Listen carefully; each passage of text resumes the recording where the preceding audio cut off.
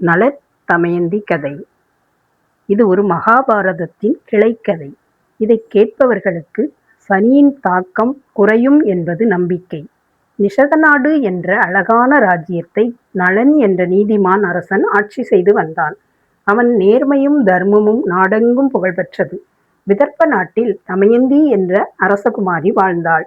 அழகுடன் கூடிய அறிவும் கருணையும் அவளின் அடையாளமாக இருந்தது. ஒரு நாள் நளன் காப்பாற்றிய அன்னப்பறவை தமயந்தியிடம் நளனின் புகழையும் நளனிடம் தமயந்தியின் பெருமையையும் கூறியது. பார்க்காமலே இருவரின் மனங்களும் இணைந்தன.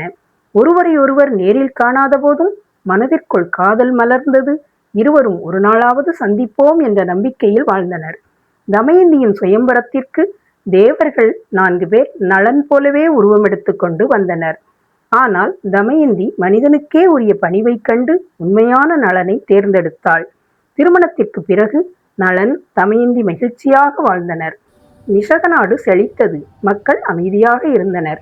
கலி என்ற தீய சக்தியின் சூழ்ச்சியால் நளன் சூதாட்டத்தில் ஈடுபட்டு தனது ராஜ்யத்தையும் செல்வத்தையும் இழந்தான். ராஜ்யம் இழந்த நளன் தமயந்தியுடன் வனத்தில் வாழ்ந்தான். பின்னர் விதியின் சோதனையால் இருவரும் பிரிந்து தவித்தனர். தமயந்தி துன்பங்களுக்கிடையிலும் நம்பிக்கையை இழக்கவில்லை. புத்திசாலித்தனமாக செயல்பட்டு நளனை மீண்டும் கண்டுபிடித்தாள். கலியின் பிடியிலிருந்து விடுபட்ட நளன் ராஜ்யத்தையும் மகிழ்ச்சியையும் மீட்டான்.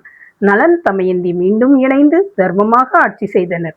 உண்மையான காதல், நம்பிக்கை, பொறுமை எத்தனை பெரிய சோதனையையும் ஜெயிக்கும்.